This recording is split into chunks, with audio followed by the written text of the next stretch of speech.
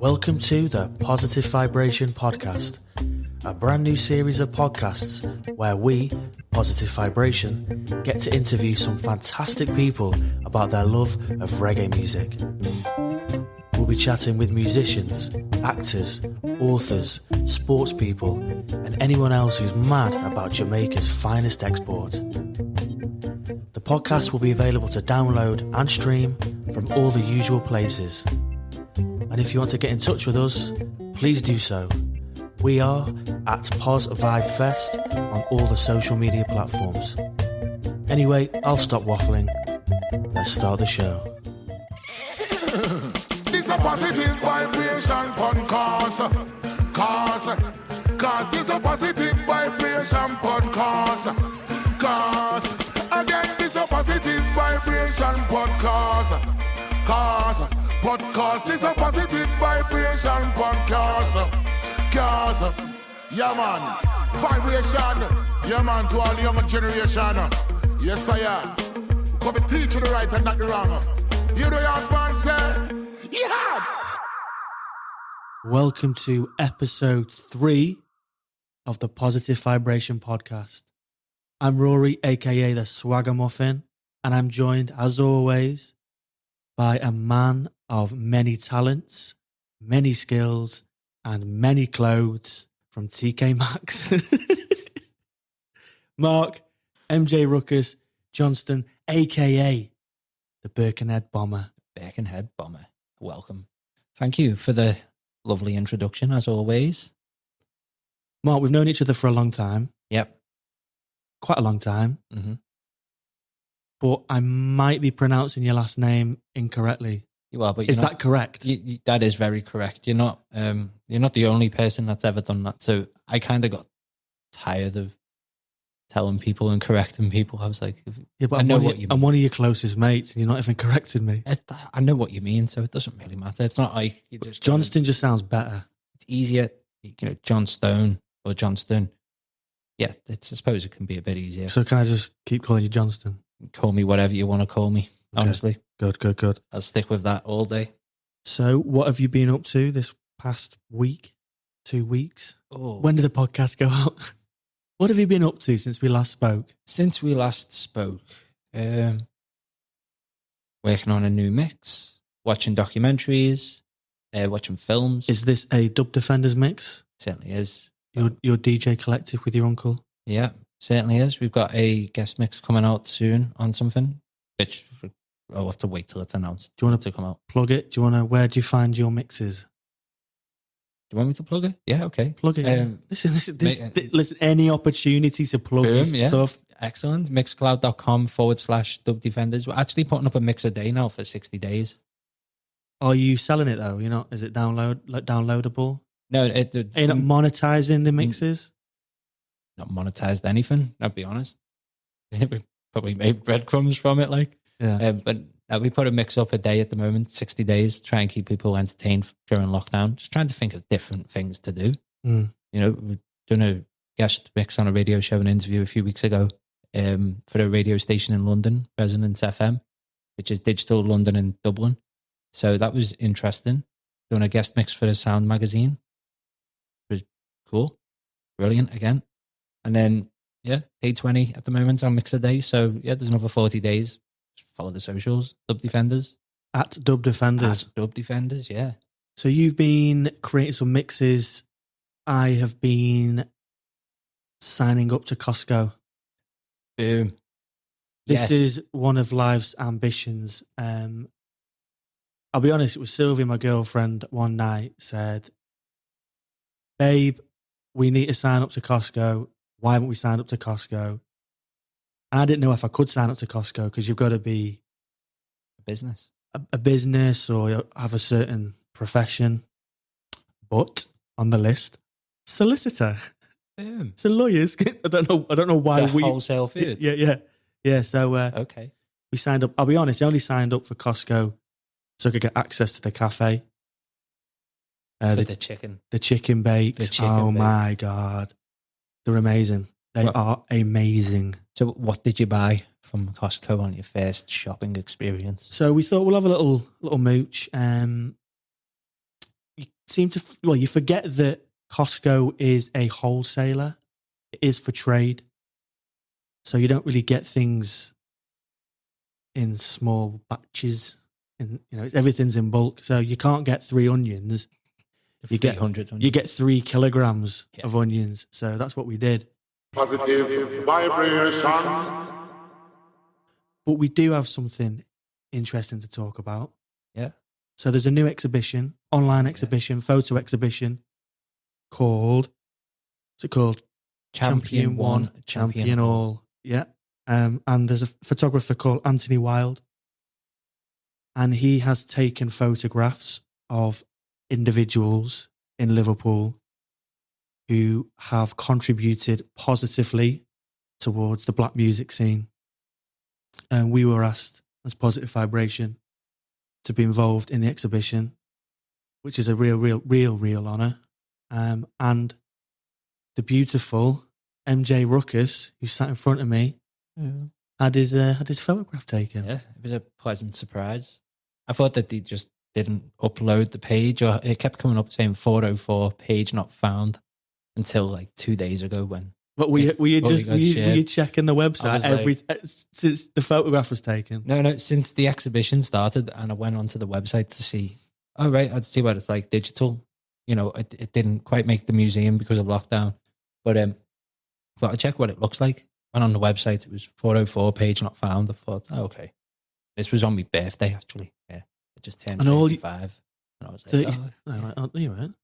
Yeah, 35. Just turned 35. Yeah, okay, still a baby, me. So you were still younger than me. I thought we were the same age. Oh, come on. Can't you tell? I've got baby face. Come on. It's the beard that makes me look a bit older. So on your birthday, all you wanted was to see a picture of yourself online. And you couldn't get it. I couldn't even get it up. Thankfully. Oh, hold on. Positive vibration. I'd just like to clarify a few things before we get into the conversation with our next guest. When we talk about Levi, we mean international dub poet Levi Tafari, who we spoke to on the very first Positive Vibration podcast. We also refer to Skem and Kirby, and these are wonderful little towns in the northwest of England. I hope that clears things up. Enjoy the show. Positive vibration. Today's guest is co-director of Writing on the Wall, a writing and literature organisation based in Liverpool. She's also a published author, and on a personal note, someone I've always admired and highly respected. Welcome to the podcast, Madeline Heneghan. How's it going, Mad? All good, Rory. Thanks for the lovely introduction. Things are going well, given all the circumstances. A little bit stir crazy working from home now, but doing a lot of stuff, I'd say, at Writing on the Wall. We've probably we have just increased our output substantially since March, really.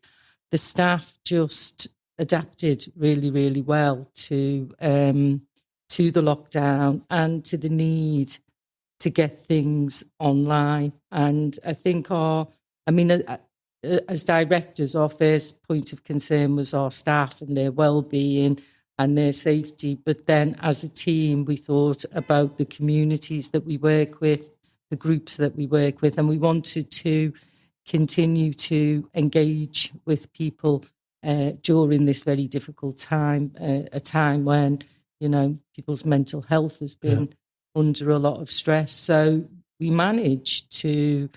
staff managed to get their heads around the technology incredibly quickly, and we were able to deliver an online festival, which was a totally different festival than the live festival that we'd planned. But we still delivered a month-long series of events in May, and we've just finished a month-long series of events in October for Black History Month. And, I think as awful as this situation is, there have been some positives for creative organisations like ours. So, when it come to the May Festival, we were able to invite Noam Chomsky. Yeah, that was amazing. Yeah. And now, Noam, he came to Writing on the Wall some years ago. Yeah. And he said, I've been asked to do loads of things, but Liverpool is special to me, and I'm going to do this. Now, there's no way Noam would have been up for travelling all the way to Liverpool from Los Angeles. So it was fabulous to have him. Again, we had in Black History Month, we had lots of guests from the US, which, given that the month was responding to Black Lives Matter, it was brilliant to make those connections. We also had a member of parliament from France. So we were really, it felt like we weren't just delivering events, but we were actually making important connections between activists here in Liverpool with those in America and those in Europe. I think on a global scale, it's taken writings on the wall is now obviously being involved in Los Angeles and, say in France, it's like taking you from a local festival to something that people can experience on a global scale, and maybe it could lead to different directions of different partnerships over there. I think it's a brilliant asset for the city, especially being a Liverpool festival and having that opportunity and being able to do that. Have you ever done that, Matt? Have you ever done any events in other countries? No, we've made partnerships with other organisations in other countries, but we've never been and said, we're just going to deliver a festival event here. But that's something that is on my agenda. Levi and I went over to the Gambia, and that's one of the things that we'd like to do is to bring Gambian artists over, to bring Liverpool artists over there, and to do. There's real historic connections between the two places, and to do events in both countries. So hopefully, once the conditions allow, we'll be able to progress those ideas. But I think, it's not just WOW that's been delivering and reaching international audiences, other festivals, the Arabic Arts Festival, for example. And I think it's really good for the city as a whole. Yeah. I think it really, draws in people so that, who knows when we've got over COVID, who knows what international visitors will come to Liverpool based on the artistic contributions that they've seen during this online lockdown period. And I think it's really, it's revolutionised the way we're going to work going forward. Online delivery, I think, will be an important element for all of our festivals and activities. So something you'll continue alongside the live stuff, the real life human interaction. You can't replace human interaction. But, when we were in the past, if we had a festival coming up, we all said, we should live stream this and we should live stream that. But, you're so focused on delivering the actual live event that these ideas just get put on the back burner. And now it'll be we know what we're doing now. We've had a really steep learning curve. And so live streaming big events or even small events won't be a challenge for us at all now. How do you gauge success doing online events? Well, we do still. The WOW feedback form is a bit of a legend in its own lifetime. Really. Nobody escapes from a venue without filling in the feedback form, so we still gather that feedback information, and also we can get the analytics quite easily, so we can see how many people attended. And see how many people attended live, but then the huge volume of people who continue to watch the videos that have been left up there. But some of the the comments that we've had have been phenomenal, not just from the festival, but from online projects. People just saying, you've really kept me going during this pandemic. You've saved my life. One project participant said, because as well as the events, we've kept up our creative writing projects with the different communities, and we've opened up an online space called the Writer's Block. And it was something that we always had a dream of, this Writer's Block, and something that we would have physically, a physical block. That's how we imagined it. And actually, the circumstances have allowed us to have this block, but it's an online space. So there's all different workshops. We've got writers in residence. We've got What's Your Story projects. So when we first launched the block, we had 3 writing projects. One called Right Minds, which was all around people's mental health and kind of trying to keep people healthy in this period. One called It's Not Okay, which was for women who had experience of or were experiencing domestic abuse, because that was a big, or still is a big issue, particularly during the pandemic. And one for Black and Asian writers to talk about their experience of racism in response really to the huge Black Lives Matter protests. So, I mean, the block is kind of a huge endeavour really, but it's fantastic. And the staff have just worked really, really well in delivering all of those activities that are under this umbrella of the block. At what age at what age did these projects start? So what is it for young adults? Well, we've got Wow Young Writers, the Wow Young Writers project, and also our school project that obviously got disrupted. It's called Superheroes, Words Are Our Power, and you know it uses the comic book format to engage young people in storytelling and writing and also illustration. So that got disrupted. We weren't going into schools, but we were still providing sessions and materials, and also training. We offered training to writers to work in schools going forward. So we managed to keep going, but we had to adapt from how we would normally have been working. And these projects are obviously available to download on the website, the Writers Block website. Oh, well, the Writers Block, you'll just find it on Writing on the Wall. Mm-hmm. And it's not download, it's you're attending on Zoom. Oh right, okay. So, brilliant. Yeah, so you just sign up, you just email us and say I want to participate in this. So some are just there at our events. You can just go onto Facebook and they're streaming live from Zoom. Brilliant. Positive vibration. So Madeline, we're here to talk about reggae. Yeah, lovely. In particular, your connection with the music. When did you first become aware of reggae? I mean, when you asked me to do this, I started really thinking about it, because it's hard sometimes to pinpoint these things. I think the first reggae album that I really remember listening to and being aware that it was reggae was Steel Pulse's album. Handsworth Revolution? Yeah.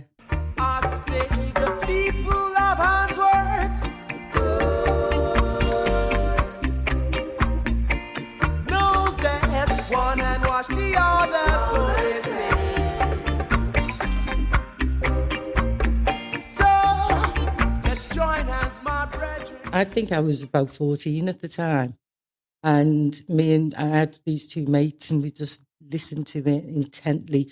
I was living in Skem, which wasn't the most progressive place, and it was just like, wow.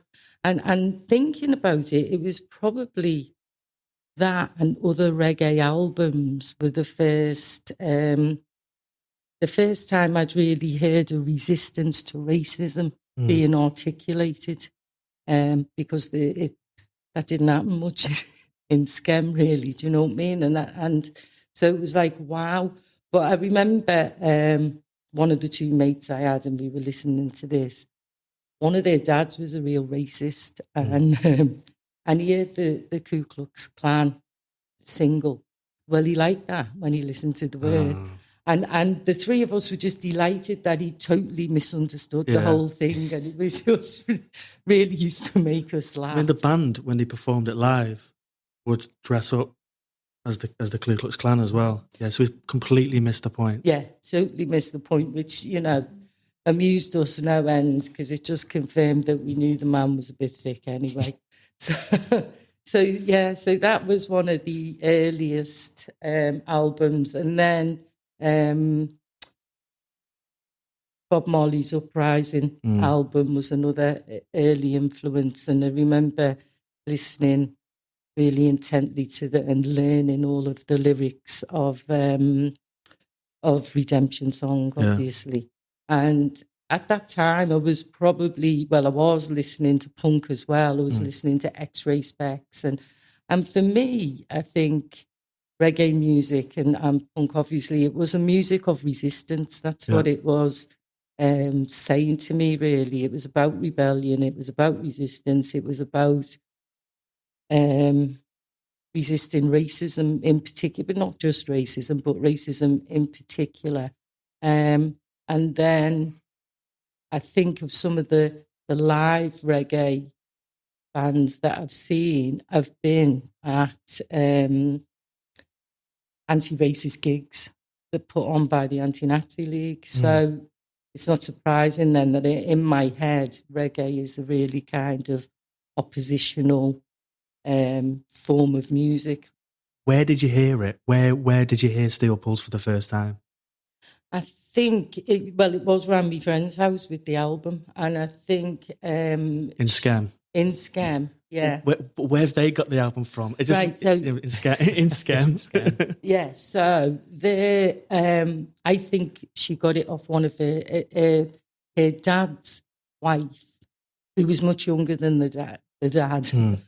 And she got the album off her. That's where we got it. Or it might have just passed us by, really. For reggae, might have passed me by for another couple of years. I remember first dancing to Bob Marley, and that must have been around 1980 in a youth club in Kirby, because I used to travel from Skem to Kirby and stay over with. It can't be a big reggae scene in Kirby. Well, there was more of a reggae scene in Kirby than there was in Skem. But no, there was a youth club called the Brack, who anyone from Kirby of my age group will know this youth club. And that's where I first remember dancing to Bob. Positive vibration. So you're saying the first experience of live reggae were probably like the Rock Against Racism shows. Yeah. Can you remember who you were watching? I have a memory, and I don't know what year it is, but it would have been maybe very late 80s of General St. and Clint Eastwood. Yeah. Aswad. That kind of period, I think. They're the two bands that I remember seeing live in Brockwell Park, I think. The next train will be leaving from platform 1.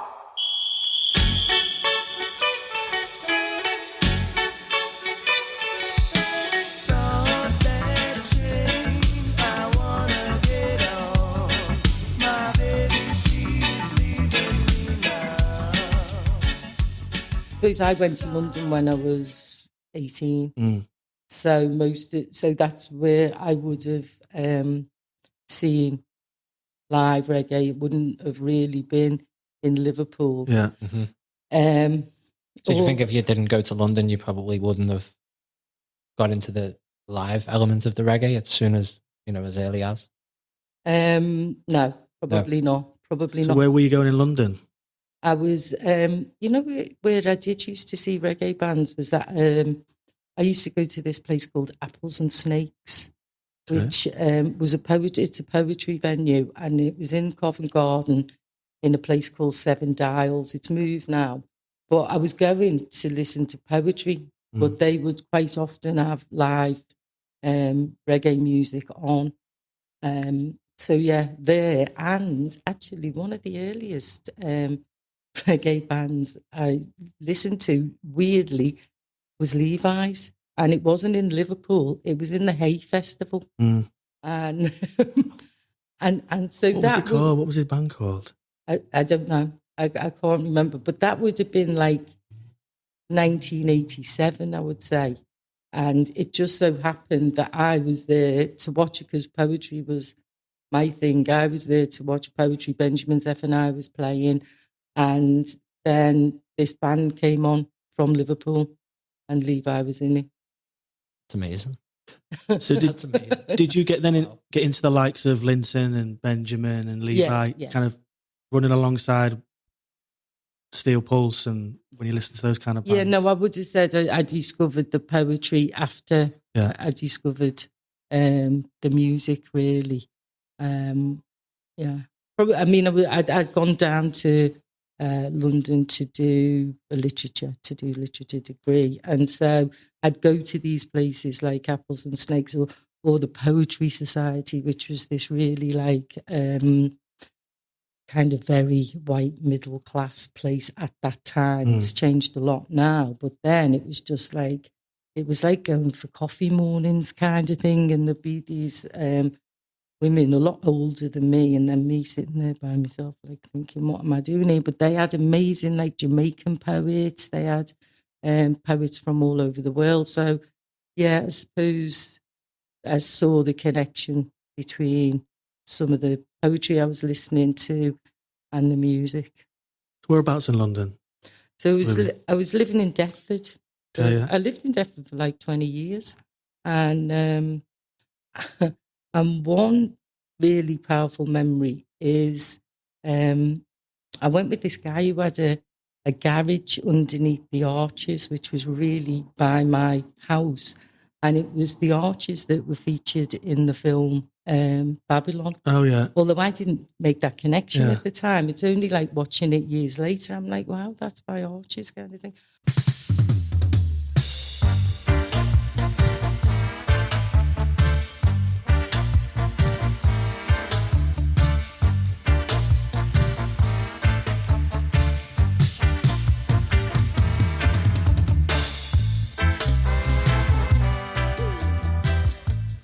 But he took me to this gig in Peckham, and it was a Jah Shaka gig.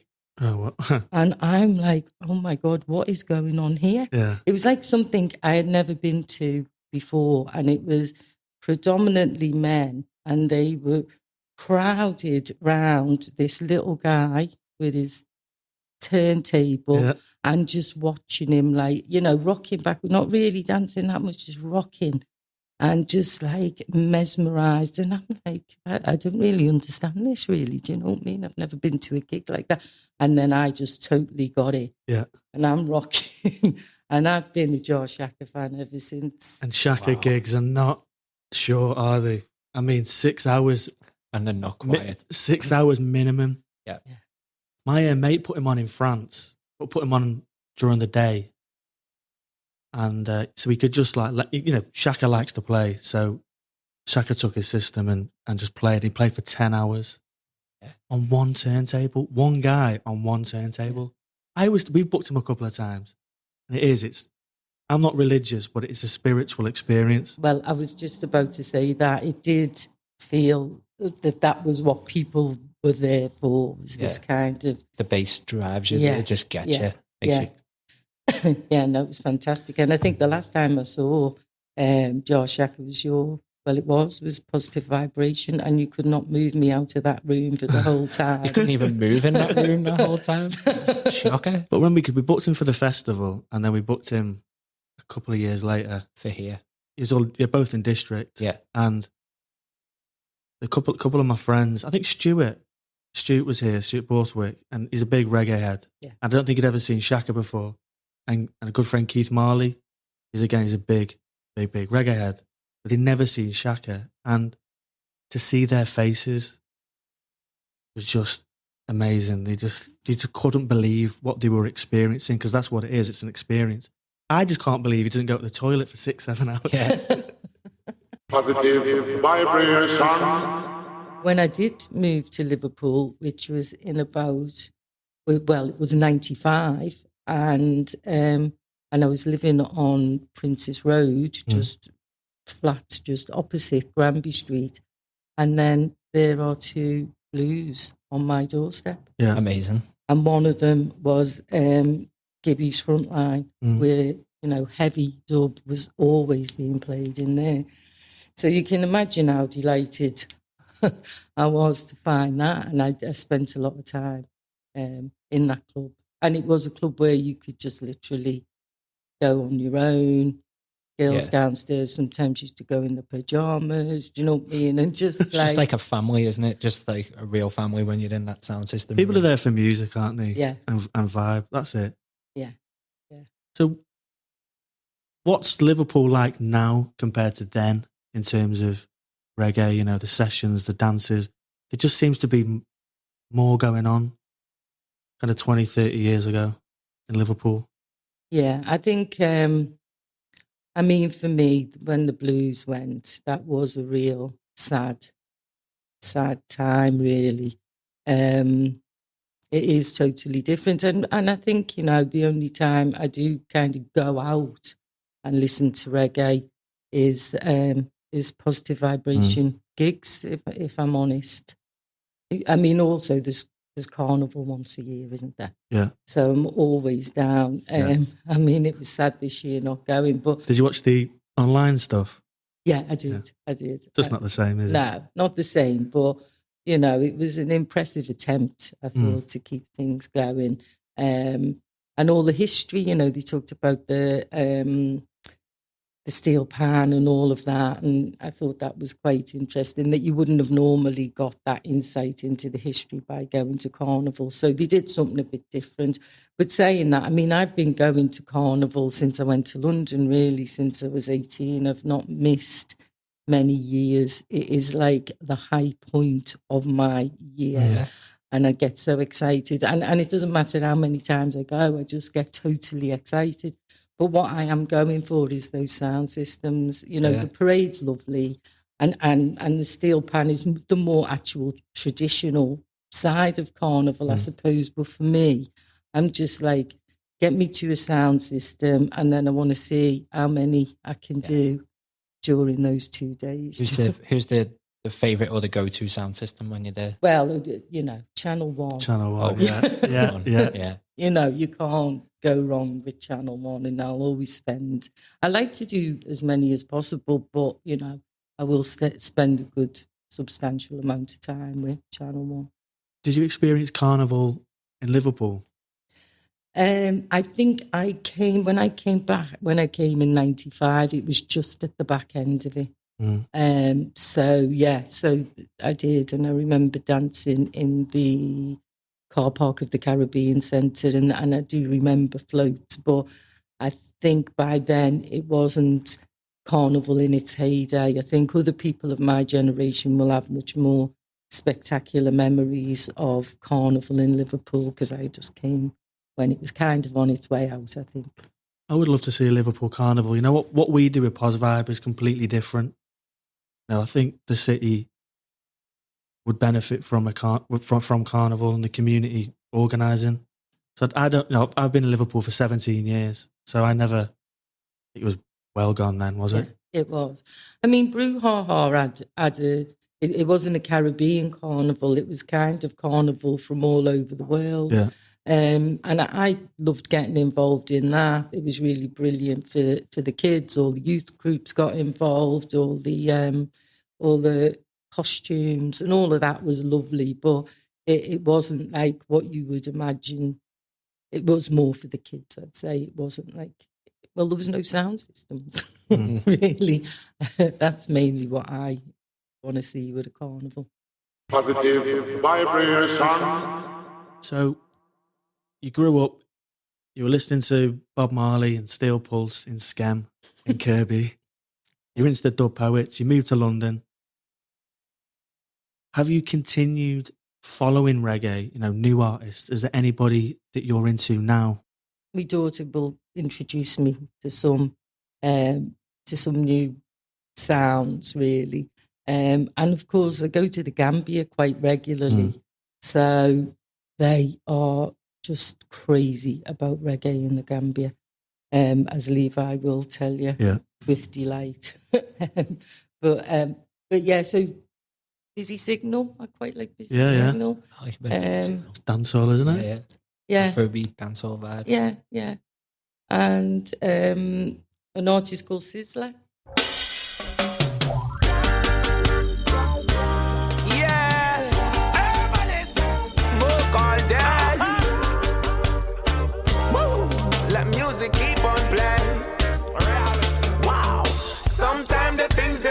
life may be difficult, not all the time it's gonna be easy. I saw it go, smoke the marijuana. Do you have any issues with reggae or dancehall or any gripes? Well, I do, yeah. I mean, I don't think it is a good thing when people are chatting sexist or homophobic lyrics. And I do think people need to take up the artists on that. I mean, I think you can appreciate the fact that, you know, someone is a good artist, someone's got great tunes, and still be challenging and say, I mean, I've actually challenged a lot of DJs about some of the stuff that they're playing and some of the stuff that they're repeating over the microphone. I've got no qualms about doing that. And I think that's how we have to do it. We have to say, you know, okay, this is good, but this bit of it isn't good. And this bit of Wasn't there a guy a DJ in the Gambia? Oh, God. I think Levi told me that was the DJ playing some music which wasn't nice. Yeah. Homophobic, I think. Yeah. Well, we managed to get an interview, and I've been listening to this guy chat on nonsense for years, and always really wanted the opportunity to get him. So when Levi and I went over there, we managed to arrange an interview with him. I don't remember his name now. I mean, he's the biggest, most popular DJ in the Gambia. It'll come to me anyway. He would not move. He just wouldn't be persuaded that, you know, he just was totally homophobic, and we could not change his mind. But I mean, who knows? Who knows if when he went home, did he have a little think about it or whatever? But you know, if you look at Buju Bantu, he did say, you know, well, I won't be doing that again, kind of thing. So I think there's room for people to change. And I think rather than just write somebody off, you have to have those arguments with them. And I think you have to try and engage with artists who are having an impact on young people. And I just remembered the guy's name. It's the DJ in the Gambia is called Fireman, and he's got a whole Firehouse crew. So when Levi and I were having these discussions and these debates, there was a whole load of younger DJs listening in on this, and you just hope that you know, you might impact on the next generation coming through. But if we'd have just said, "Oh, he's just homophobic," we're not even going to engage, those arguments aren't being heard, really, are they? Yeah. Gives them moments to think. Hopefully, they've all gone away and thought about exactly what you've just spoke about and the discussion you had. In some countries, it is still illegal to be gay. So it is deep-rooted. But I think, you know, homophobia has existed in the UK for a long time. It hasn't gone away.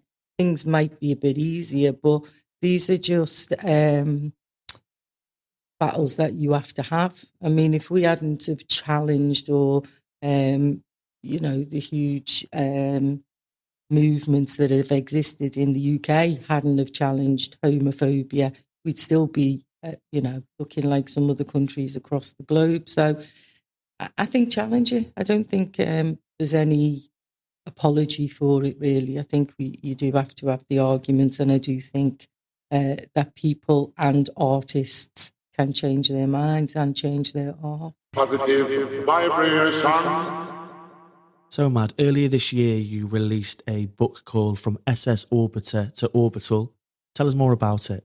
Although it's not my book, me and Emmy Onyora, we edited the book, and the book has come from a project, a Writing on the Wall project, where the aim of it was to consider the impact of the Windrush generation on the British music scene today, across the decades and today.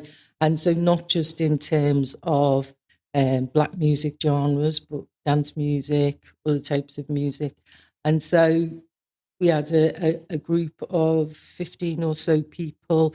We had guest speakers. We had Ray Paulus, who talked about the scene in Liverpool before Windrush, because obviously in Liverpool it's important to recognise that we had a substantial music scene before that period. So, and how The Windrush Generation joined in with what was already here and complemented it and worked with it, and fusions occurred. So we had guest speakers, and then each participant went away and researched an element of music that they felt had been impacted by the influence of Windrush. We had Dave Randall, who was the guitarist with Faithless, is still a very successful guitarist.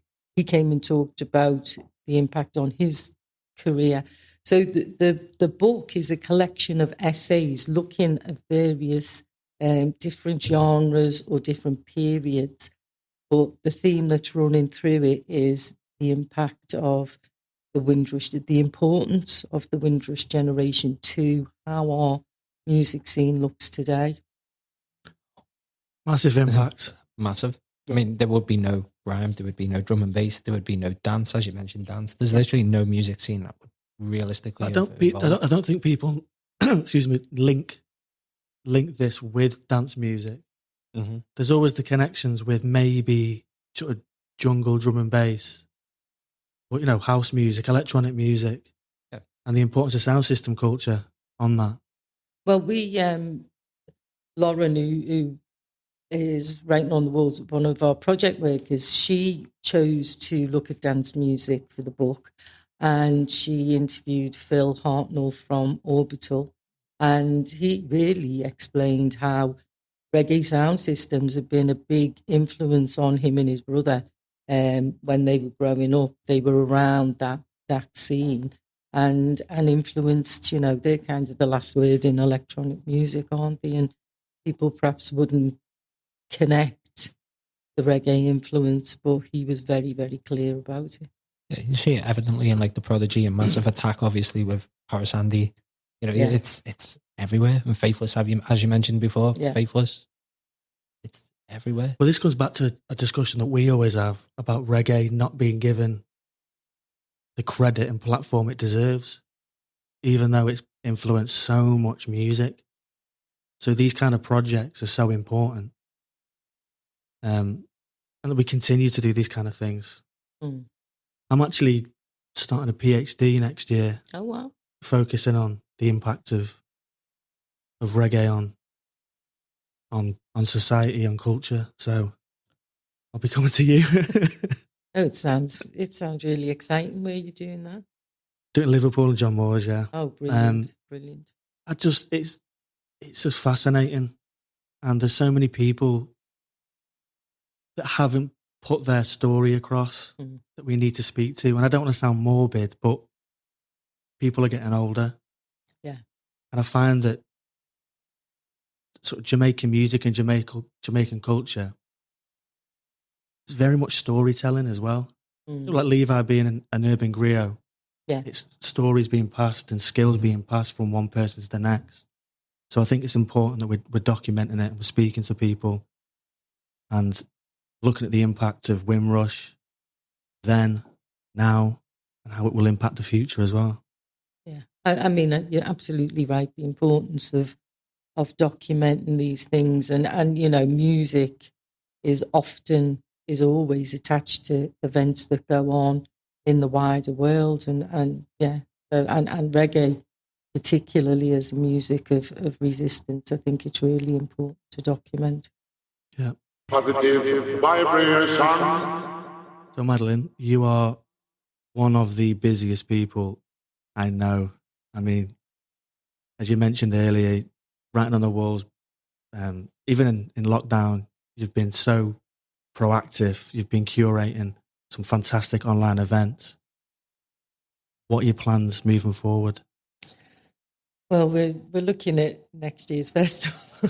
It's a never-ending circle, isn't it? So yeah, we're beginning to programme for May, and looking at who we're going to be inviting virtually and in person, and next year will be Wow's 21st birthday. So we're hoping to make a big splash with the festival.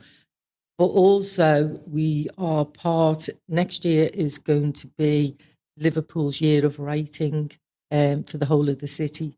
So writing on the wall are going to be a big part of that too, along with a range of partners and other organisations and a community of writers. So we're working with the city to pull that programme for the entire year together. What's a year long? Yeah. Because you're not busy enough. A year-long festival of writing. Because you didn't celebrate the 20th in style. Next year you celebrate it. Like, we're going to off the have chain. to celebrate it. Well, we hope so. Yeah. Because Madeline and I speak regularly on Zoom as part of the festival forum. We were talking about this yesterday, talking to all the festival organisers, you know, what are your plans next year? So, I think we're going to do a bit live, a bit online. I think that's the hybrid. At least then you've got something to fall back on, I suppose. If you have that idea already in your head, there could be a virtual, then if this goes pear-shaped, that one's already But there, I think isn't it? writing on the wall, when you started your online programme of events back in May, Yeah. I just thought this is what you do is perfect for an online audience. A lot of our events are writers reading from their work, chatting with other writers, discussions and debates. So yeah, it is a lot easier for us. What's difficult is monetizing things as well, as we spoke yesterday, because I think people are a little bit more reluctant to pay for things online. So you could do a subscription thing, you could do a paywall, but it's difficult because people in the online world expect things for free. Yeah. Yeah, although I don't know, I have seen other arts organisations, other festivals, more so in London, are, you know, charging for their online events. I think the difficulty for us is that we do need to monetize, you know, absolutely. We've got to get our head around this going forward, because if it was a live event, of course we would have a ticket price. Artists are still being paid for online events. It's not like we expect. It's important to pay artists right now because they're at the kind of cold face of this pandemic, really. They're losing a lot of income. So we will need to pay. We do need to pay artists. We need to pay artists properly. So I think, you know, hopefully audiences will understand that artists need to be paid. And I think in the main they will. But it's a balance, because we're in an economic hard time right now. So for us, it'll be a balance of not shutting out those people who can't afford to pay. Yeah. So I think, we'll come up with some formula that we're going to have to, aren't we? Yeah, we are. What's difficult as well with the online thing is that there's so much out there. Yeah. That I felt that maybe around summer, sort of June, July, people were getting a little bit tired. Yeah. Tired of it. And that's what I worry about. That's what we're doing the podcast. It's a little bit different. You can listen to it at your own leisure. Yeah, the podcasts are great because you can be tidying up while you're listening to the podcast, can't you? And it's a bit like with our videos, with our events, we just leave the video up there so people can go to them. What you're missing then is you're missing the chance to the interaction, engage with the guests that we're bringing in. So I'd always recommend, watch it live and engage with these fabulous people, fabulous artists from around the world. But I think, we'll start to, all of us at all festivals, as you say, it's half online, half. That's what we're planning, as much as people can plan. It's like an online delivery and a live delivery. So I think we'll kind of emerge out to get a nice balance eventually. Positive vibration. Is there anything else you want to plug? Anything on a personal level? Any books that you're writing, or any other projects you're working on? Only to just say we are the book From SS Orbiter to Orbital is available from News From Nowhere online as well. And in the run-up between now and Christmas, we're going to be launching a further 3 books from our projects of brand new writing. Wow. Yeah. So keep an eye out for those because they're going to make fantastic Christmas presents if you do Christmas. And these from News from Nowhere as well? They will be in News from Nowhere when we launch them. But look out for the online events because it will all be, the book launches will be online. When are you going to have a break? It will be Christmas now. Yeah, I to be honest, I have had a little break after October and Black History Month. I did have 10 days off, and it was just absolutely lovely because at that point, I just felt like, yeah, it's time to just rest your head now. Thank you so much for your time today. No, it's been really lovely chatting to both of you. Thank you. And we'll see you soon. Yeah. Take care. Bye. Fabulous. We hope you enjoyed the show. Special thanks to Kingston Express and Horseman for our fantastic jingle. We'll be back soon. In the meantime, take care.